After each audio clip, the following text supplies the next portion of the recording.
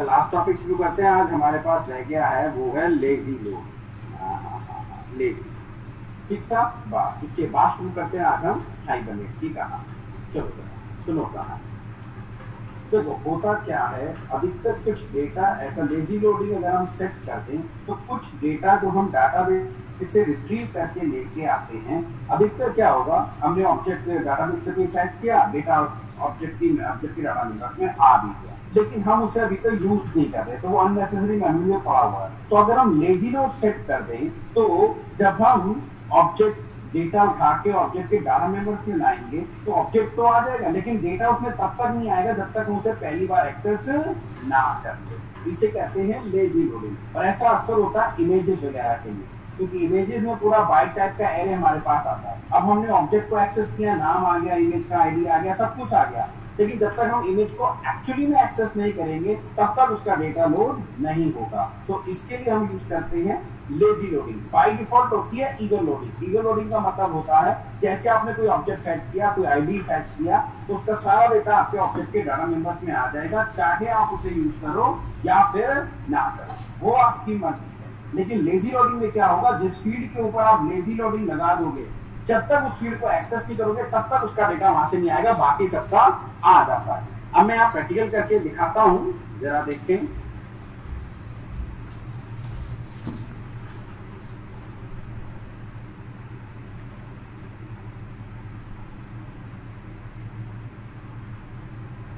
We can optimize the performance when retrieving the entity by fetching only the data frequently accessed. The remainder of the data can be fetched if it is required. When mapping byte type का array और character type array field to a database with ये हमें एम्परेशन लगानी पड़ती है LOB नाम की, then we can set if would like to do the lazy loading for that field. The lazy loading makes the application run faster since JPA only load the byte array and cat array when we are about to use them. Otherwise उठा के नहीं लेके आएगा. The fetch type of basic mapping can be configured by lazily or eagerly loaded by the specifying the fetch element in the corresponding at basic annotation. पहले basic annotation लगाओ और उसके अंदर fetch में दे दो lazy या eager loaded, ठीक, फिर LOB लगा दो और अपने फील्ड का नाम दे सकते हैं। अब देखो ये काम मैंने किया कैसे है, हमने अपनी एक क्लास बनाई, प्रोग्राम यहाँ आ गया। एक तो हम टेबल बनाने वाले हैं टीचर वाली, टीचर क्लास आईडी हो गया, नेम हो गया, सैलरी हो गया। टीचर की जो पिक डाटाबेस में जाके सेव करेंगे उसके ऊपर में लेजी लोडिंग लगा दी है, LOB लगा के कॉलम दे दिया पिक, और इसके अंदर हम एक बाइट टाइप का एरे जाके सेव करेंगे, क्योंकि जो पिक आएगी वहां से वो आएगी हमारे पास वापस बाइट टाइप के एरे के फॉर्म में। फिलहाल हम मैनुअली बाइट टाइप का एरे बना के उसमें डालेंगे भी और रिट्रीव भी करेंगे। कंस्ट्रक्टर के थ्रू वन डाल दी, गेटर एंड सेटर कर दिया, ठीक, और उसके बाद हम फाइंड करेंगे। अब यहाँ पर जैसे ही मैं 202 को फाइंड करूंगा, पहले एक रिकॉर्ड हमने शायद इसमें इंसर्ट किया हुआ है, नहीं किया, फाइंड या इंसर्ट करने वाला भी वहाँ से था, ये रहा, ये देखो हमने एक बाइट टाइप का एरे डाल दिया, पिक का नाम दे दिया पप्पू 20 और इसे सेव कर दिया। अब जब मैं इसे फाइंड करने जा रहा हूँ तो मेरे पास ऑब्जेक्ट आ गया, जब तक कि मैं उस बाइट टाइप के एरे को एक्सेस नहीं करूंगा तब तक मैं नहीं आएगा। आप उसे ना देख नहीं सकते हैं, सिर्फ परफॉर्मेंस वाइज चेक कर सकते हैं। देखो मैं इस क्लास के ऑब्जेक्ट को प्रिंट करा रहा हूं, और जैसे ही मैं इस क्लास के ऑब्जेक्ट को प्रिंट कराऊंगा, नीचे हमने टू स्ट्रिंग को ओवरराइट कर रखा है, get ID, get name, get salary, और बाइट टाइप के एरे को काय में कन्वर्ट कर रखा है, पूरा हमने स्ट्रिंग के अंदर कन्वर्ट करके। जब ये वाली लाइन चलेगी ना तब ही डेटा उठ के वहां से आएगा, बाकी सारा डेटा आ जाएगा, लेकिन क्योंकि आपने उसके ऊपर लेजी लोडिंग कर दी है तो वो तभी आएगा जब ये वाला मेथड चलेगा गेट पिक्चर, अदरवाइज वो उसे लाने वाला नहीं है, ठीक। अब इसकी टेबल हमें बनानी पड़ेगी, लॉग एंड क्लॉक। देखो शायद हमने टेबल बना रखी है तो दे देते हैं इसके अंदर JPA यार एक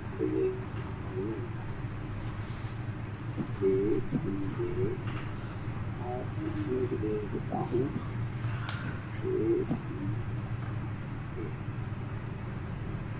ये देखो, create table teacher ID name var cat pick block type का और ये सब ठीक है साहब, और ये पहले से होगी तो ब्लॉक हो जाएगी, नहीं तो क्रिएट हो जाएगी, हमारी एरर आ जाएगी और नीचे डाल देगी। तो मैं इस प्रोग्राम को चला देता हूँ, ये हमारे JPA में हो हो। चलो इसमें तो चली जाएगा, लेकिन उससे पहले चेंजेस कहाँ करने बेटे? अब ये क्या करना, एडिट, और इसको क्लास का नाम, टीचर क्लास का नाम तो दे ही देना है। यहाँ पे मुझे देना होगा JPA और पासवर्ड सिस्टम।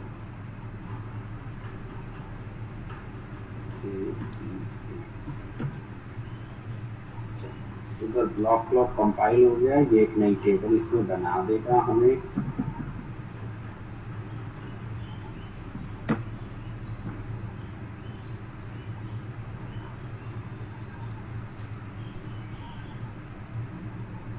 टेबल और view does not exist and block table created. चलो एक्सेप्शन आ गई थी, कोई दिक्कत ही नहीं, हमारी टेबल क्रिएट। अब हम अपना प्रोग्राम चला लें, जब डॉट स्टार्ट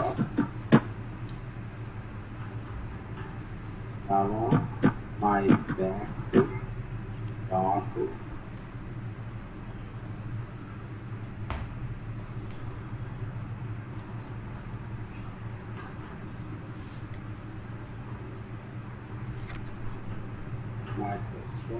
इससे तो एक रिकॉर्ड जाके डेटाबेस में सेव हो जाएगा। कॉपी से पेस्ट,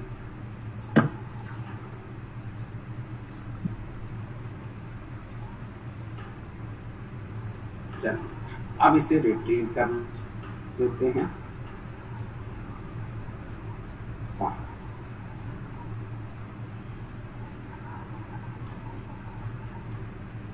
बाई डिफॉल्ट होती है, हमेशा याद रखना, ईगर लोडिंग।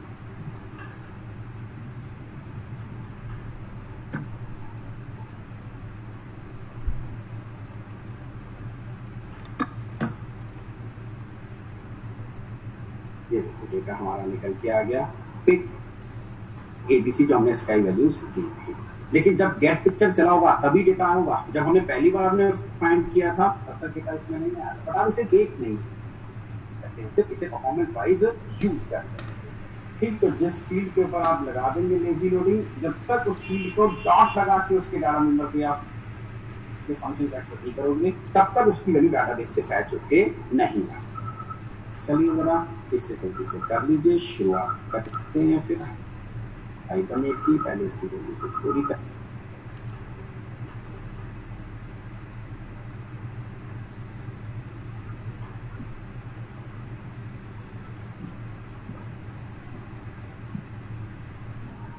यहाँ तक करना सीखना है आपको।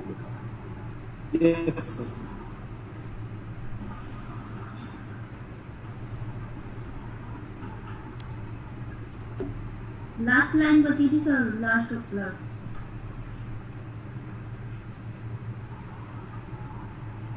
कर जल्दी से देखो।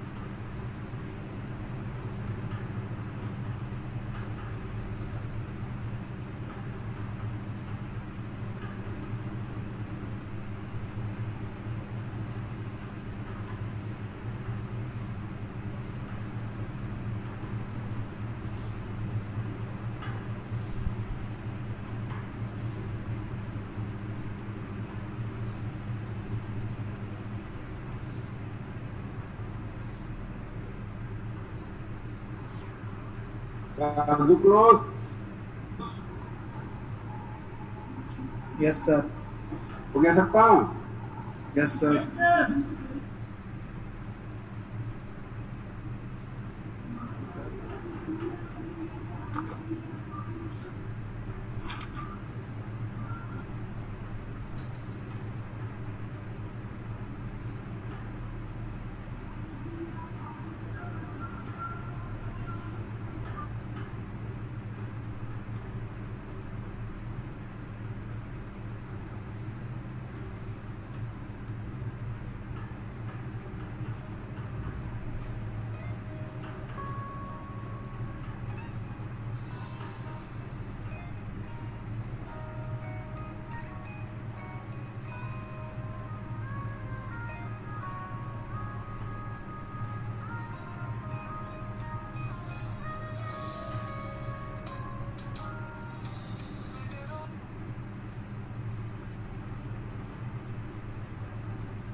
किसी का माइक ओपन है, प्लीज बंद कर दीजिए।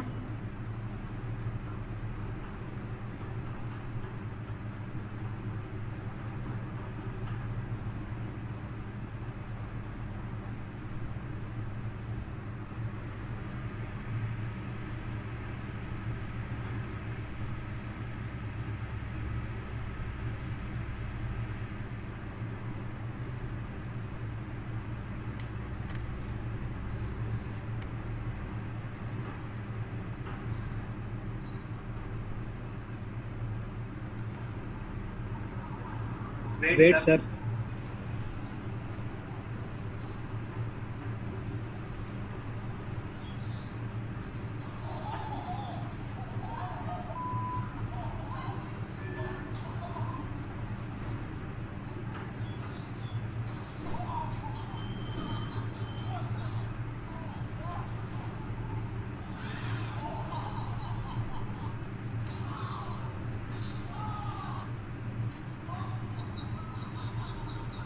ये तो हो गया।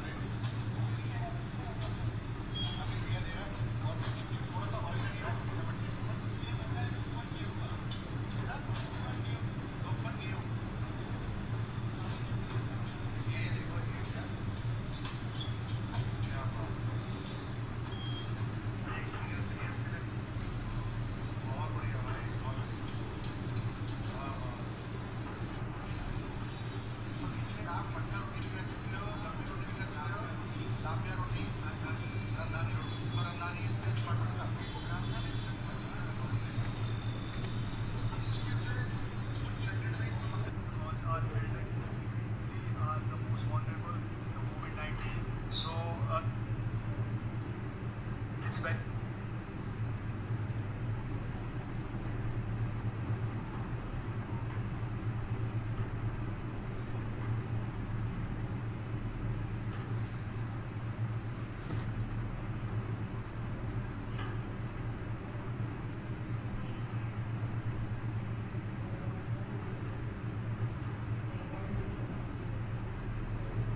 Too close.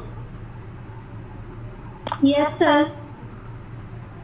Yes, sir.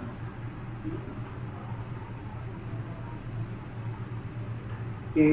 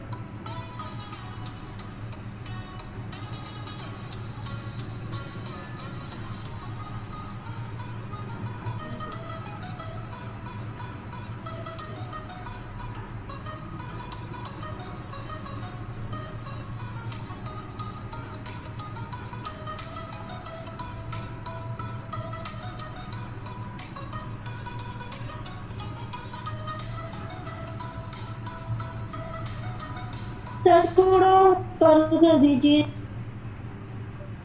इसमें क्या करना है बेटे, तो आपको बस ये कमांड तो लिखनी है बेटा, इसके तो आपने चला देना है। ओके। इसमें क्या करना है, स्टेटमेंट तो सब आपको निकालना आता ही है बेटा। ये कमांड रखी ट्रेड स्टेटमेंट है, ये ऊपर तो सब जानते हो आप, मेन तो कमांड लिखनी है, बस टेबल क्रिएट करनी है।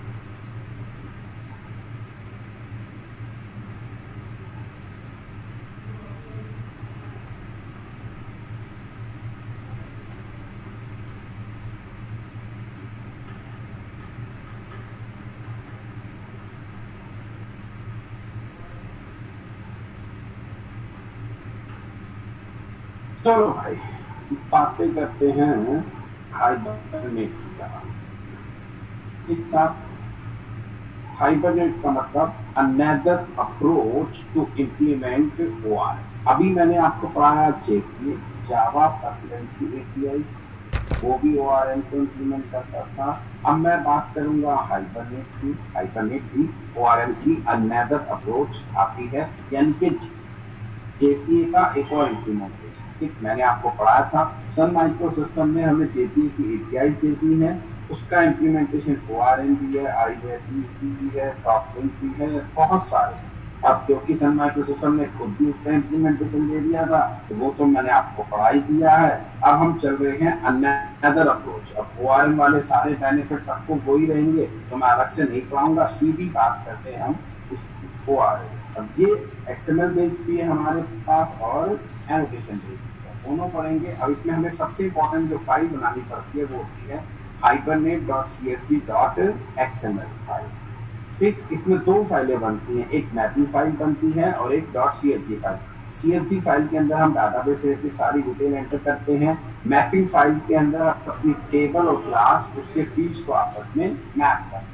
जबकि वहां पर ये काम हमने एनोटेशन से कर दिया था, तो वहां सिर्फ हमें persistency.xml, तो वहां पर जो persistency.xml बनाते थे उसके इक्विवेलेंट है hibernate.cfg.xml। इसी नाम से बनाते हैं, वैसे आप डिफरेंट नाम से बना के भी रजिस्टर कर सकते हैं, पर जनरली हम इसी नाम से इसे बना भी देते हैं। सी, और इस फाइल को रीड करने के लिए हमें क्लास दी गई है कॉन्फ़िगरेशन क्लास। दोनों मैपिंग फाइल को रीड करने के लिए हमें क्लास दी जाती है कौन सी? Hibernate configuration class. Then an instance of hibernate.cfg.configuration class represent an entire set of mapping of application Java types to an SQL database. The configuration is used to build an session factory. तो पहले हम एक configuration class का object बनाते हैं, ठीक है, फिर उसका एक मैसेज आता है configure, जो कि सारी की सारी मैपिंग को रीड करके मेमोरी में ले जाता है। फिर इसको निकालते हैं सेशन फैक्ट्री, और फिर उससे एंटिटी मैनेजर निकाला, एंटिटी मैनेजर फैक्ट्री, और एंटिटी मैनेजर फैक्ट्री से फिर आपने एंटिटी मैनेजर निकाला। यहाँ पे कॉन्फ़िगर से सेशन फैक्ट्री, और फिर यहाँ पे सेशन फैक्ट्री से हम सेशन को फाइंड आउट करते हैं। और पूरी एप्लीकेशन का अधिकतर हम एक ही सेशन बनाते हैं, क्योंकि सारी चीजें ये सेशन में ही सेट करता है। तो सेशन फैक्ट्री का जो ऑब्जेक्ट है वो बहुत हैवी वेट ऑब्जेक्ट है, सारी चीजें इसी में इनिशियलाइज होती है। बस हाँ, हर क्लाइंट के हम अलग सेशन बनाते रहते हैं। तो हम यूज करते हैं the configuration is used to build in session factory. The mappings are compiled from various XML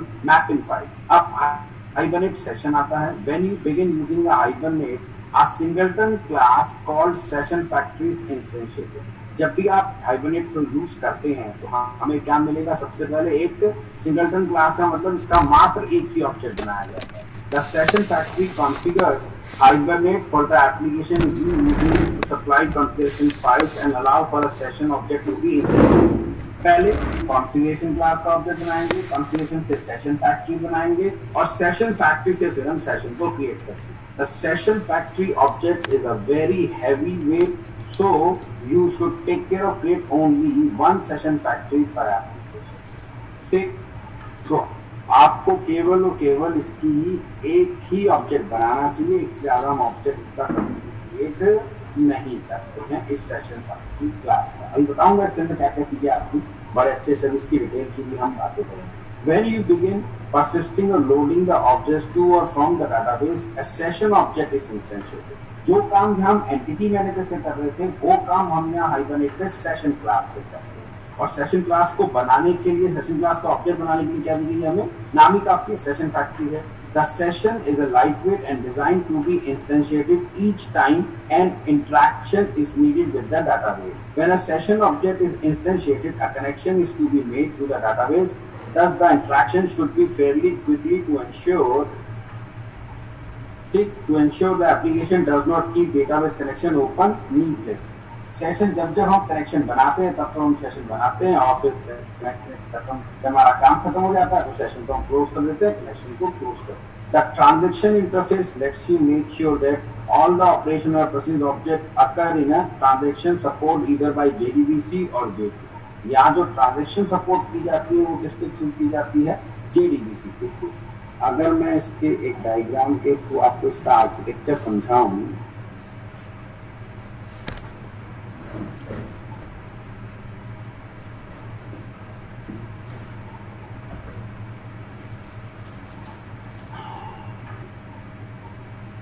ऐसे काम करते हैं। ठीक, जावा एप्लीकेशन ये हमारे ऑब्जेक्ट्स होंगे, हाइब्रिड के अंदर configuration, session factory and session.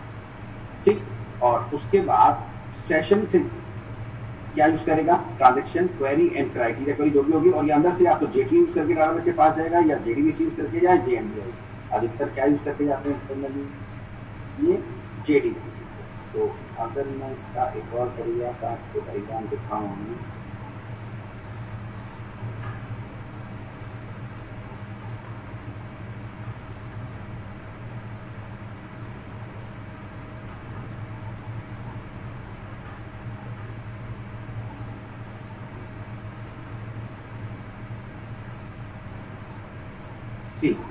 कि हमारी एप्लीकेशन क्लासेस, फिर हाइब्रिड के पास जाता है कॉन्फ़िगर, फिर कॉन्फ़िगरेशन सेशन फैक्ट्री में आते हैं, सेशन फैक्ट्री से सेशन, और सेशन या तो जेडीबीसी यूज करते हुए यहाँ आता है या जेएमबीआई को यूज करते हुए या जेटी को यूज करते हुए आता है। इस तरीके से काम होता है। और कॉन्फ़िगरेशन क्लास का काम होता है सारी एक्सएमएल को रीड करना। ठीक, अब ये कॉपी करवाता हूँ आपको मैं।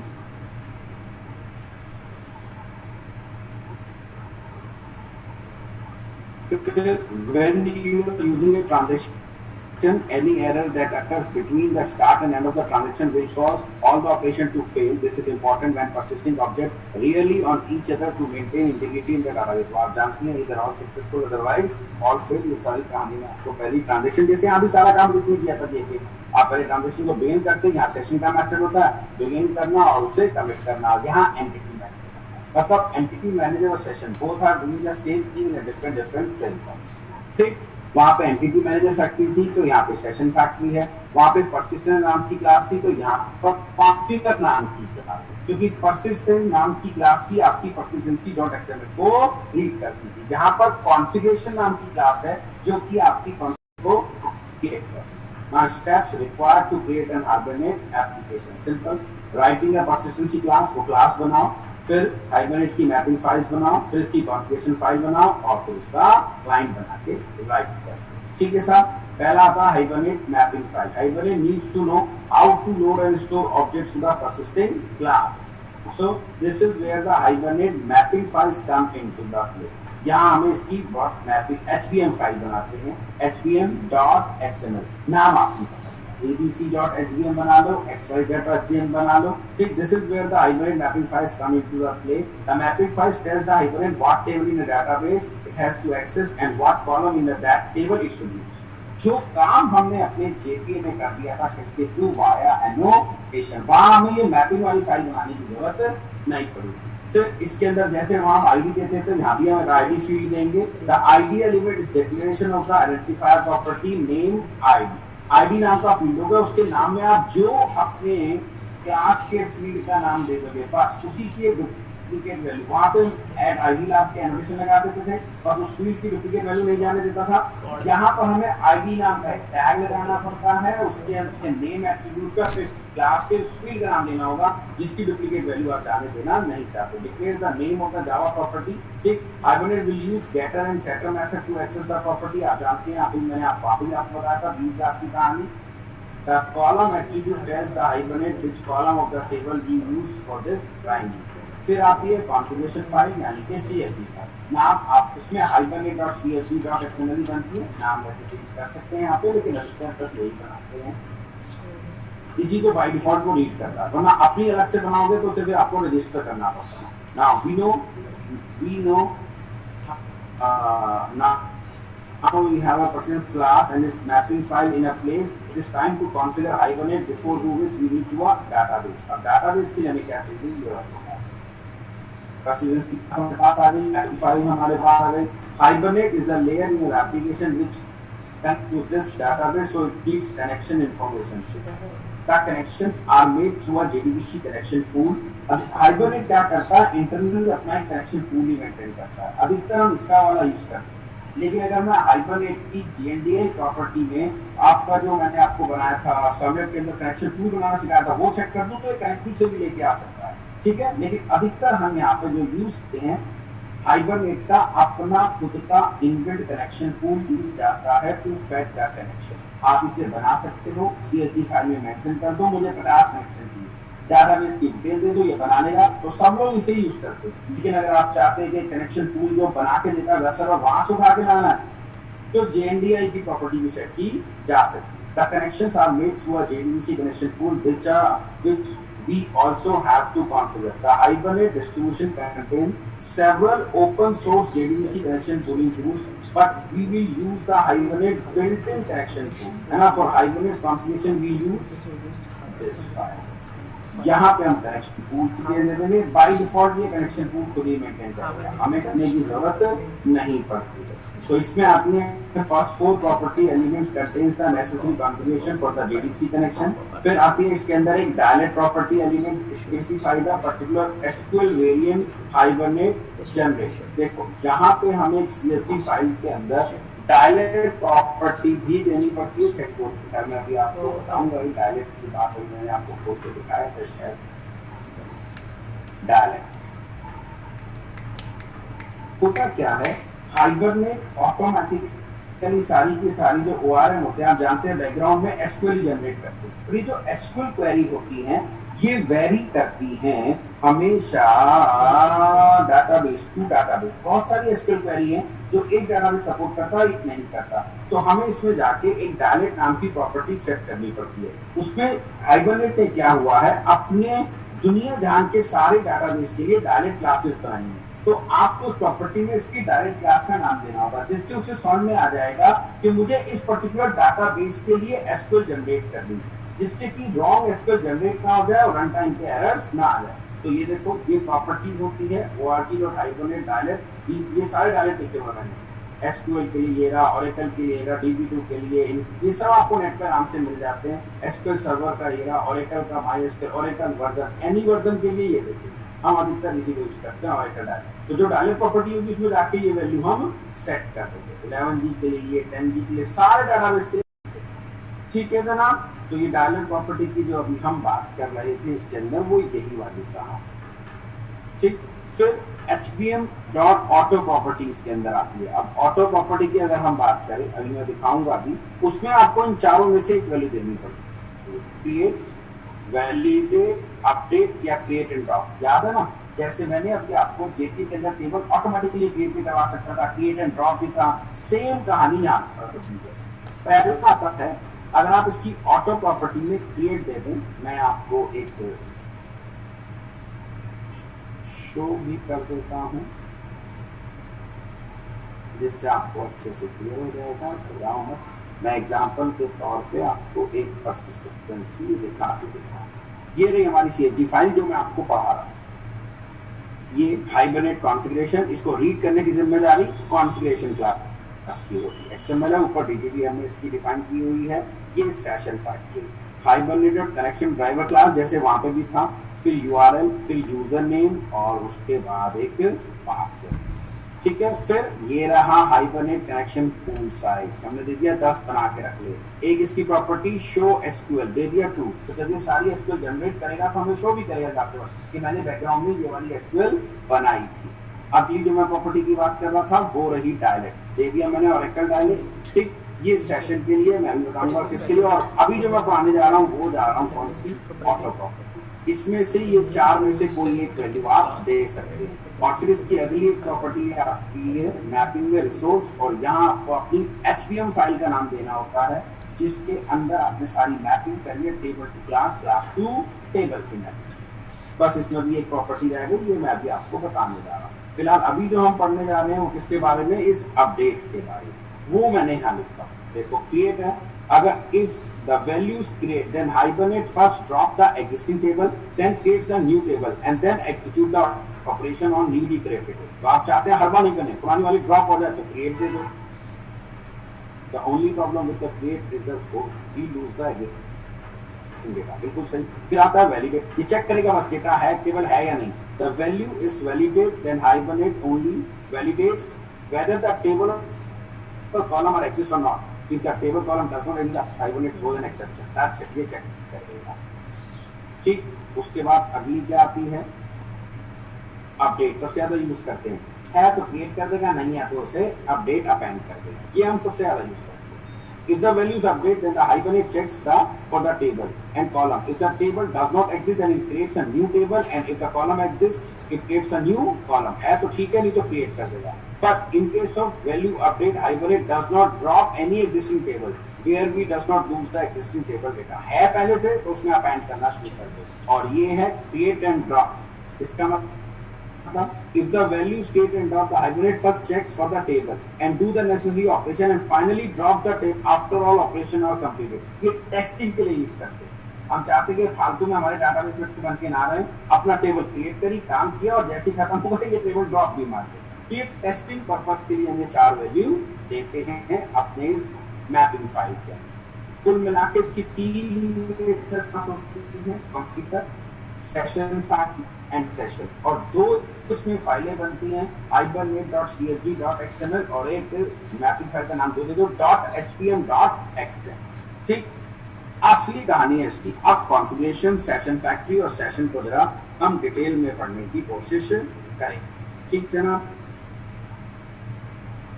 सो the org.hibernate.configuration class is the basic element of Hibernate API that allow us to build a session factory. That means we can refer to configuration as a factory class that produces a session factory instances. ठीक, ये session factory का object बनाएगा। The configuration object encapsulates the hybrid configuration details such as connection properties, सबको read करने की जिम्मेदारी, configure पूरी की पूरी CFG और मैपिंग फाइल को रीड करने की जिम्मेदारी और उससे डाटा उठा के मेमोरी में लाके सेशन फैक्ट्री में डालने की जिम्मेदारी वो इस कॉन्फ़िगर क्लास को। And mapping details described in the hybrid mapping document which are used to build a session factory. ये सब उठाएगा, सेशन फैक्ट्री के अंदर डालेगा सारी प्रॉपर्टीज और सेशन फैक्ट्री का ऑब्जेक्ट हमें देगा। The configuration object takes the responsibility to read the Hibernate configuration file and a mapping XML document, resolve them and loads the detail into the built-in Hibernate object. यानी कि सारा काम सबसे heavy object, सारा data, सारी चीजें Hibernate related इसी में सेट होती है जो मैंने लिखी। The org.hibernate section factory interface, ये तो इंटरफेस हो गया, provides an action to obtain the Hibernate session object. A session factory object cascade of previous object, इसी के अंदर बहुत सारे ऑब्जेक्ट पड़े होते हैं such as prepare statement, configuration setting, entity persistence and entity persister, यानी कि आपके ऑब्जेक्ट को सेव करने वाला ऑब्जेक्ट, prepare statement, collections के ऑब्जेक्ट को सेव करने वाला collection persister that describe the mapping and compiled queries, criteria। ठीक, session factory object involves a huge process that includes the following operation। देखिए जरा, creation a session factory object, पूरा process है। क्या क्या? जब आप सेशन फैक्ट्री का क्रिएशन है, session factory object involve the huge process that includes the following. सबसे पहले start cache, initialize the identifier generator, initialize the entity persister for mapping described by configuration, prepare the collection persister and precompile and cache the named queries. HQL की सारी query cache में रखता है, transaction manager भी यही रखता है। ये सारे काम करता है। जब आप एक सेशन फैक्ट्री का ऑब्जेक्ट बनाते हो, सारे ऑब्जेक्ट अपने कैशे में लाएगा, सारे आइडेंटिफायर मेमोरी में लाएगा, किसकी डुप्लीकेट वैल्यू डालनी है, किसकी नहीं डालनी है। एंटिटी परसिस्टर, ये वो क्लास है, उसका ऑब्जेक्ट मेमोरी में लाएगा जो कि आपके ऑब्जेक्ट को जाके डाटाबेस में सेव करेगी। फिर प्रिपेयर स्टेटमेंट वाला अपने पास रखेगा, कलेक्शन को ऑब्जेक्ट वाले सारी क्लासेस को ऑब्जेक्ट अपनी मेमोरी में रखेगा। जो क्वेरी चलाते हैं, क्वेरी को भी अपने कैशे मेमोरी में रखता है, इवन ट्रांजैक्शन मैनेजर के ऑब्जेक्ट को भी अपनी मेमोरी में। तो ये बहुत ज्यादा हैवी ऑब्जेक्ट होता है, इसलिए हम एक एप्लीकेशन के लिए सिर्फ एक ही सेशन फैक्ट्री बनाते हैं। तो उसके क्रिएशन में ये सारे काम होते हैं स्टेप बाय स्टेप, और फिर अल्टीमेट जो सारा काम कोड ऑपरेशन परफॉर्म करते हैं वो किसके थ्रू करते हैं? हम सेशन के through. The org.hibernate session is a central interface between an application and a Hibernate system. The Hibernate session operates using a single JDBC connection, ठीक साहब, which can be injected by the application while constructing its object. Therefore, Hibernate session needs to be used in a thread-safe environment. ठीक, हर एक connection के लिए, हर एक thread के लिए session अलग अलग होना चाहिए। It is recommended to obtain a separate session for each thread or transaction. यही मैं आपसे कह रहा था, हर हर एक ट्रांजेक्शन के लिए एक सेपरेट सेशन बनाओ, ट्रांजेक्शन परफॉर्म करो, सेशन को क्लोज कर दो। यही सही तरीका कहता है। एक सेक्शन को बार बार रीयूज मत करो। The session interface provide the abstraction for Java application to perform third operation on the instance of mapped persisting class। तो सेशन के अंदर ही बाकी सारे मेथड दिए गए हैं जो हमारे वहां एंटिटी मैनेजर के अंदर सारे मेथड्स होते हैं। फिर परसिस्टेंसी क्लास है, ये आप जानते हैं, ये जावा बीन क्लास होती है। Into the Hibernate, the persistent class are the simple plain Java classes, meaning Hibernate is a non-invasive ORM service, not recurring the persistent classes to inherit, यानी कि इस क्लास को बनाने के लिए जावा की हाइबरनेट की किसी एग्जिस्टिंग क्लास को इनहेरिट करने की जरूरत नहीं पड़ती है।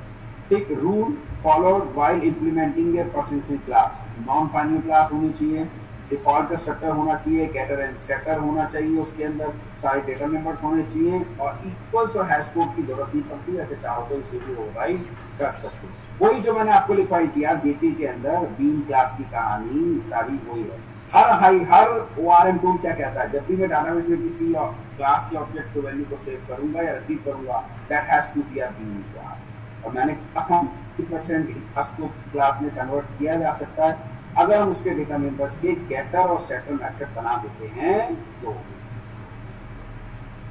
Now steps for implementing a hibernate. सबसे पहले प्रिपेयर कॉन्फ़िगरेशन ऑब्जेक्ट, फिर उससे सेशन फैक्ट्री, फिर session perform the persistency operation and close the session. अब ये सारे स्टेप मैंने यहाँ लिखे हुए हैं। पहला, कॉन्फ़िगरेशन का ऑब्जेक्ट कैसे बनाते हैं। ये कॉन्फ़िगरेशन क्लास का ऑब्जेक्ट बनाया। अब आपके पास एक प्रॉपर्टीज क्लास है, आप जानते हैं, उसका मेथड है सेट प्रॉपर्टीज। और इसके अंदर अगर आप चाहो तो अपनी प्रॉपर्टी क्लास का ऑब्जेक्ट पास करके प्रॉपर्टी क्लास को साइड दे सकते हो। प्रॉपर्टी फाइल बना दो, वहां पे URL, user name, password, dry name, सारा चीजें दो, तो ये वहां से उठा लेगा। फिर आपको यहाँ पे ऐड सोर्स करके ये XML को अलग से ऐड करना होगा। एक तरीका तो ये है। दूसरा तरीका, कॉन्फ़िगरेशन क्लास का ऑब्जेक्ट बनाओ। अगर आपकी CFG फाइल डिफरेंट नाम से है तो उसका एक मेथड है कॉन्फ़िगर, वो जिस भी फोल्डर में पड़ी है पूरा पाथ दे। तो ये कहानी करनी पड़ती है। अदरवाइज आप क्या कर सकते हैं, सिंपल ऐसे कर सकते हैं, कॉन्फ़िगरेशन क्लास का ऑब्जेक्ट बनाओ और ये कॉन्फ़िगर। तो ये बाय डिफॉल्ट hibernate.cfg को अपने आप रीड करना है, ठीक है साहब। और मैपिंग फाइल को रीड करके सारे ऑब्जेक्ट मेरे पास ले आएगा। फिर इसी का मेथड है बिल्ड सेशन फाइल। तो हम ये वाला ऑप्शन कम ही यूज करते हैं, दोनों वाला। हम सिंपल वाला यूज कर लेते हैं जिसमें कॉन्फ़िगर को यूज करते हैं। That's it.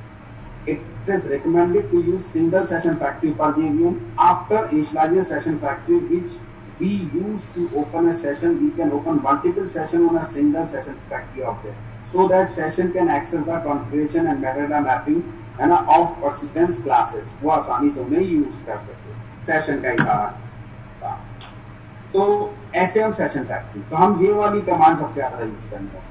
पहले हम कॉन्फ़िगरेशन क्लास का ऑब्जेक्ट बनाएंगे, फिर इसका कॉन्फ़िगर मेथड चलाएंगे जिससे वापस हमें इसी क्लास का ऑब्जेक्ट मिलेगा। अभी मैं पूरा स्टेप बताऊंगा कॉन्फ़िगरेशन का। और फिर उसी के ऊपर क्या चलाते हैं, बिल्ड सेशन फैक्ट्री, और फिर सेशन फैक्ट्री से हम सेशन